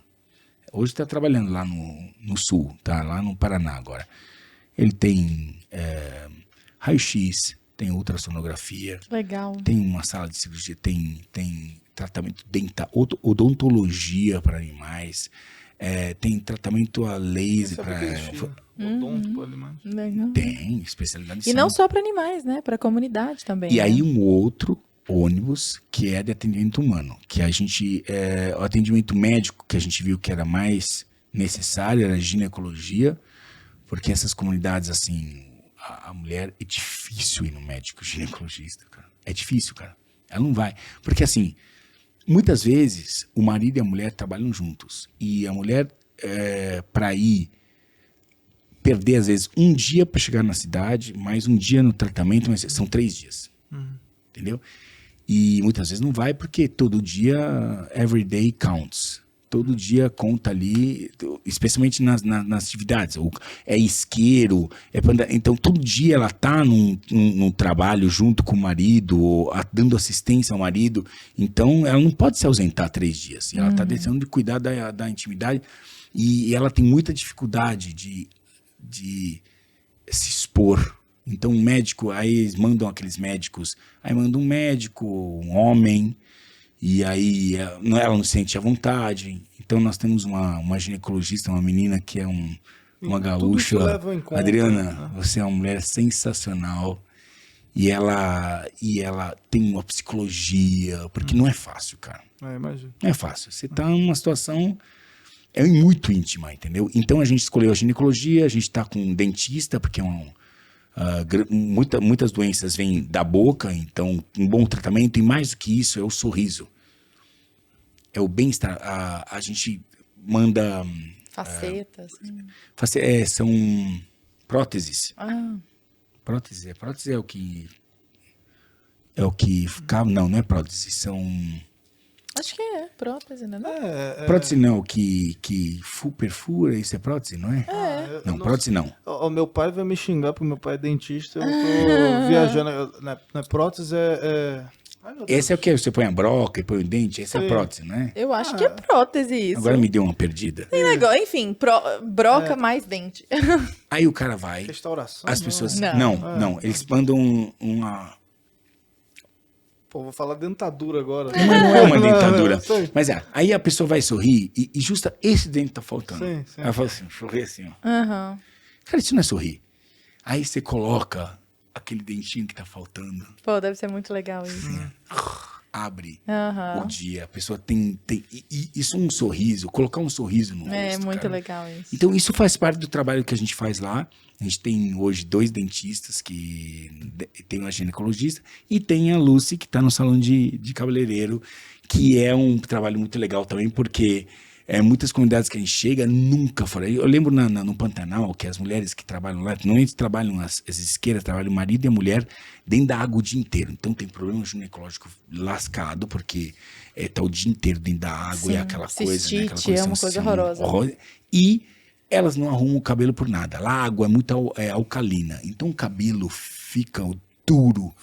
E aí a Lucy vai lá, deixa elas maravilhosas. Elas saem do ônibus, o marido tá do lado de fora. Fala, essa não é a mulher que eu larguei aqui, não. Assim, isso é muito legal, cara. Esse carinho com essas comunidades que acabam ajudando a gente a realizar nosso trabalho. Então, a volta dá mais satisfação pra gente do que pra eles. Como que é o financiamento do Brasil Biomas? É uma iniciativa privada? É uma iniciativa totalmente privada. Tudo 100% privado? privada, é mesmo? São empresas que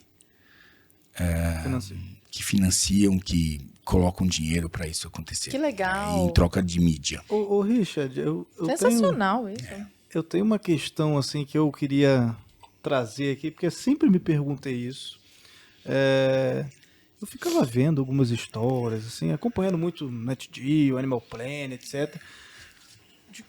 Sei lá, sempre me dava uma pira, assim, de como é que o cara descobriu certas coisas na natureza, sabe? Tipo, quem que foi o primeiro cara que descobriu, sei lá, que Nossa, tal e tal cogumelo? Porque assim, tem até aquela frase que é uma piada do tipo, todos os cogumelos são comestíveis, porém alguns só uma vez, né? Tipo, que foi o cara que descobriu? Tem uma porcaria de uma planta lá, não sei se do tacacá, um negócio, uma folha de não sei o que o cara cozinhou por 7 dias, e aí, do 7º dia, aí não morre.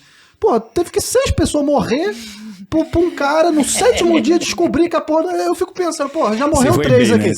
Já morreu 3 aqui, entendeu? Aí, aí eu chego, cara, eu vou cozinhar uma 4ª vez pra tentar, pra ver qual é. Eu fico, o que foi o cara que do nada descobriu isso, que ele tem que ferver a planta lá por 7 dias, agora deu pra comer. Excelente. Como é que é isso, assim? Eu também... Eu me pergunto isso também, cara. O cara fumou um negócio, bebeu um negócio, como é que o cara... Que caso passou na tua cabeça? Mas enfim, pensa, o tacacá... Eu falei merda, é a flor do tacacá? Não. É a mandioca brava. A mandioca brava é venenosa. Tem que ferver um certo número de dias. Aí você pensa o seguinte, alguém lá atrás ferveu um dia, tomou, morreu. Caraca. Aí alguém falou assim, vamos ferver um pouco mais? Ferveu 2 dias. Quem vai tomar? Esse. Entendeu? E aí apareceu alguém. 7 dias, né? Que então, assim, como é que o cara chegou? Que esse conhecimento, o empírico. E o legal é assim, quando o conhecimento empírico, que é esse conhecimento tradicional, que é importantíssimo, às vezes a gente vai lá e fala assim, o conhecimento tradicional, quando aliado com a ciência, ele produz maravilhas. Quando você junta esse conhecimento, que é o tradicional, com a ciência, porque a ciência também não sabe tudo. Eu vou dar um exemplo. Muitos anos atrás, eu fui num projeto, o Pirarucu. Eu falo sempre muito em manejo, né? Manejo. Tudo é manejo. O que é manejo? Caça é manejo? É manejo. Então você concorda com a caça? Porque aí vira um estigma. Eu falo, não, eu não caçaria. Mas eu posso entender quando a caça pode ajudar. Por exemplo, eu sou heterossexual, eu não preciso transar com outro homem para entender o homossexualismo, entendeu? É aquilo que a gente começou o programa falando sobre isso. Sim. Eu não gosto de passarinho em gaiola, mas eu posso entender que os criadores amadores de passeriformes, eles são um banco genético importante para que a gente possa usar no futuro, mas eu não quero ter em casa. Mas eu posso ter a grandeza de entender isso. Isso é muito importante, porque a gente fica estigmatizado por certas opiniões que a gente tem, que na verdade demonstram, na minha opinião, com toda a humildade, a grandeza do seu pensamento. Nem tudo que você concorda, você precisa praticar, mas você entende que ela possa ser importante. Capacidade de abstração, né? Bom, Você já fez umas experiências, ou tudo que você já experimentou, você já tinha um conhecimento prévio, ou tu já, sei lá, entrou na mata e viu uma plantinha, um negócio... Vou comer essa planta aqui. Acho que não, hein? Não tá com essa carinha, não. Eu já experimentei muita coisa. Mas Mas sabendo o que era. Não necessariamente. Sério? Não necessariamente. Tipo ayahuasca? Tipo ayahuasca, por exemplo. A primeira vez que eu tomei ayahuasca, eu sabia o que era, mas não sabia o que era. Sabia, mas não sabia. Eu sabia já que li existia. muita coisa a respeito Então, também. mas a primeira vez que eu tomei, tive a oportunidade, a sorte de tomar numa aldeia indígena lá no meio do nada, um cara que nem falava português direito e nem sabia me explicar o que era aquilo. E aí foi uma experiência que eu podia refinar depois, mas foi uma experiência que me trouxe uma originalidade, porque eu vejo hoje, a gente participa de um mundo muito modista, sabe? Eu vejo muitas práticas sendo usadas mais para inserir você em grupos, ou dizer que você faz parte, ou dizer que você é alternativo, não sei o quê, mas a gente conhece muito pouco sobre a origem dessas coisas, sabe? E o ayahuasca é uma delas, o cambô, o rapé, né? Elas acabaram sendo muito popularizadas e eu faço parte da culpa disso, mas porque eu queria mais chamar atenção para outros costumes, para outros experiências, modos de vida, né? mas que eu sempre falei, vai buscar na raiz, né? A partir do momento que você busca na raiz um conhecimento, depois disso você pode caminhar para onde você quiser, mas você buscar um conhecimento que seja original, né? E o ayahuasca era um exemplo disso, né? Dá muita polêmica esse negócio de ayahuasca. Inclusive, eu achei bacana, você falou super. Quem quiser ver o Richard se aprofundar alguns minutos ali nisso, ver você no Flow Podcast ali, você falou bastante sobre isso, né? Foi bem legal essa parte da entrevista, né? Por isso até que a gente não trouxe antes, porque nós já vimos que você falou a respeito disso em outros lugares também e tal. Richard, nós já estamos nos encaminhando para o final e eu queria fazer uma última pergunta só para você, que é a seguinte: você já viveu umas experiências muito diferentes, assim, experiências bacanas demais em lugares diferentes, com povos diferentes, encostando e vivendo coisas diferentes. E eu queria te perguntar, assim, de supetão, sem a gente ter organizado nada, de todas essas experiências agora, o que pula na sua memória como algo tipo, cara, isso foi memorável, sabe? Se eu pudesse passar o filme da minha vida, isso tinha que estar ali, com certeza. Uma experiência fantástica. Pororoca, com certeza. Do meme, esse meme é muito bom. Tem que tocar. Deixa o Thiago botar na tela esse meme do Pororoca. Pelo amor de Deus, esse meme é maravilhoso. Esse meme. Eu trago a vocês e entrego Pororoca!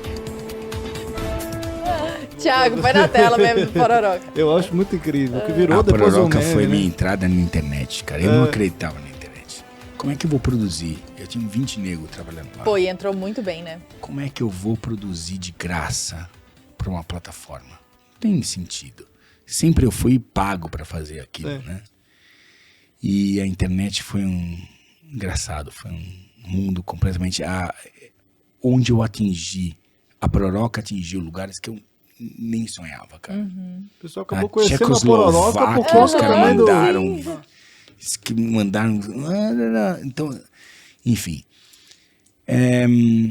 Mas a mais, assim. Não, eu brinquei com a Pororoca. Não, a Pororoca é um bom exemplo. Mas eu queria deixar um recado final para o Brasil paralelo, que eu vejo que já estou enrolando a língua já. E como a gente acha você, inclusive, Richard, nas suas redes sociais, por favor, fala pro pessoal aí, ó, tua câmera tá aqui. Não vão ali buscar informações minhas no Wikipedia. Qualquer desgraçado. Vai direto no teu canal. Eu acho que a gente apesar de estar vivendo num momento onde supostamente é um momento onde a gente vive o maior momento de tolerância, a verdade é que nós não estamos vendo isso. Eu sou um cara de 52 anos de idade e passei algumas coisas, cara. E fui para alguns lugares, visitei, tive a oportunidade, por conta do meu trabalho, de conhecer todo tipo de realidade. E assim, eu vejo com muita tristeza hoje que a gente hoje está levando essa questão da intolerância com tolerância. Tolerância com intolerância. A tolerância com intolerância. A gente, hoje até, eu vejo a gente brigando, se matando, defendendo certas posições sem escutar. Sim. Brigando com familiares, inclusive, né? Sem escutar o outro lado, cara. Isso é muito triste. Eu vejo bandeiras serem levantadas com ódio e não com amor. E eu venho de uma geração que tinha que ser modificada. Eu acho que as gerações que estão vindo agora, elas trazem muitas coisas interessantes. Elas trazem essa coisa da... você hoje não tem mais... Qual é o seu sonho? Não é mais da casa, do cachorrinho e da família. E tudo bem. Eu vejo que são outras... Mas a gente não... Tem algumas conexões que a gente perdeu que são muito importantes. E que fazem parte daquilo que nós somos. A minha geração, com todos os erros que fez, mas ela foi o alicerce do que nós estamos construindo hoje. E eu não vejo hoje a gente progredindo com tanta ênfase como é pregado, entendeu? Eu vejo a intolerância, eu vejo os grupos e os clubes, e dentro dos próprios grupos que defendem a mesma coisa, se matando entre eles. E eu não vejo a gente chegando em algum lugar que seja realmente uma sociedade mais aberta, mais tolerante. Como eu falei antes, isso é uma coisa muito importante. Eu não preciso concordar, eu não preciso vivenciar o que você acredita para concordar com você. E essa é a grandeza da coisa. E como a gente acha, Richard, nas suas redes sociais? Só pra gente fechar aqui e todo mundo poder já te localizar também, claro. É só escrever Richard Rasmussen do jeito certo. R-A-S-M-U-S-S-I-N, não com H. Não é com H, não. Rasmussen. Vai estar na tela aí, o Thiago vai botar na tela aí pra todo mundo. E aí, enfim, acha lá no Instagram, no YouTube. Obrigado pela oportunidade, gente. Nós que agradecemos. Baita oportunidade, bom, excelente, foi muito legal. Muito obrigada. Acho que houve coisa aqui que eu não ouvi você falando em podcast nenhum. Nossa, e olha que eu ouvi muito podcast.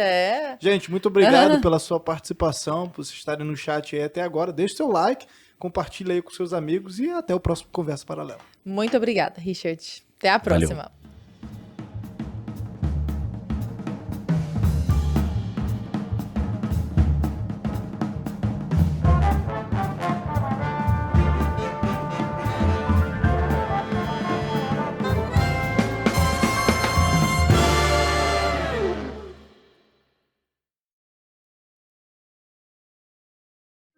Você conhece a cena.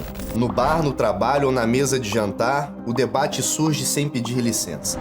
Alguém dispara suas ideias como se fosse o dono da verdade, mas ele não é, apenas repete os mesmos clichês. Defende teses com pouca profundidade e espera que todos concordem com ele. Mas chega de sofrer com essa ladainha.